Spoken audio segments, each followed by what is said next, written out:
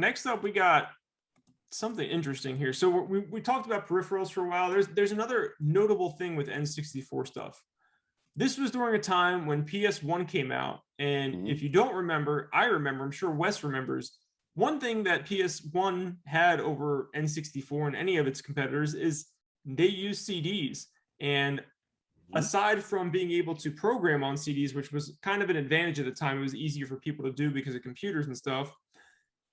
The CDs were way cheaper than cartridges, right, Wes? That's correct. Do you remember what like the average price was for a PS1 game comparable to an N64 game at that time? Oh man. So PS1 games ranged anywhere from, I want to say anywhere from $30 to $50. That's what I remember as well. Yeah. Whereas 64 games, you got sticker shock. Because one of my favorite games that was definitely a system seller, I couldn't wait to get my hands on it, was Killer Instinct. And it came in. That was a rough one. At $90. I was like, oh my God. But I kind of like stood there in shock for like 2 minutes and I paid it anyway.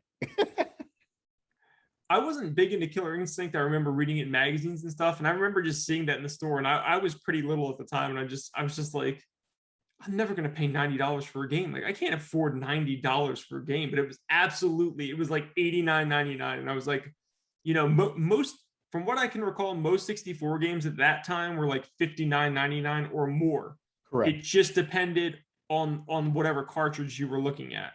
And when that was $90, I was like, holy crap, like that's insane. Like I think an N64 was like $250.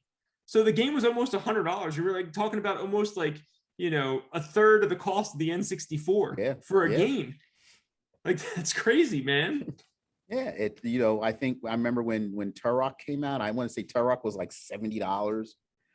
Yeah, that sounds right. They were up there, man. It, you know, it reminds me of, and we mentioned it once before, like Neo Geo. Neo Geo's cartridges were like astronomical, but I'm like, oh my God. I mean, granted, 64 games weren't as nearly as expensive as a Neo Geo cartridge, but they might as well be at $90.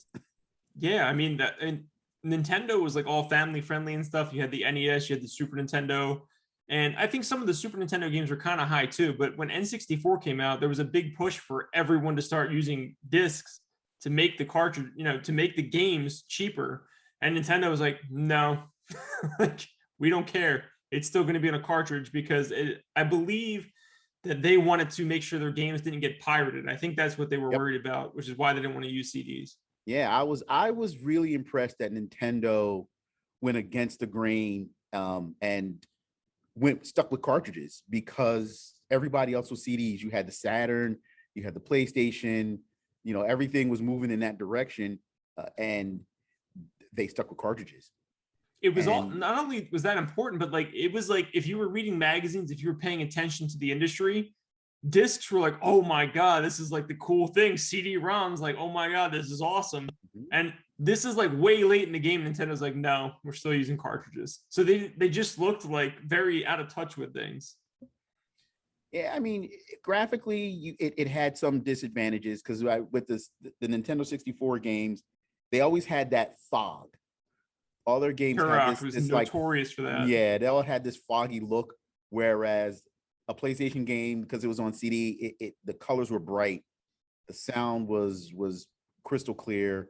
You know, it was a different experience, but it was one that you kind of forgave because the library you had, and you still enjoyed the Nintendo 64 experience for what it was. Absolutely. And I mean, and people who love the 64, it doesn't have a huge library. Like it's totally like a collectible library if you're trying to complete a collection. There are some hard to find titles on the N64, but it's pretty reasonable, especially compared to today's standards where thousands of games now coming out for systems.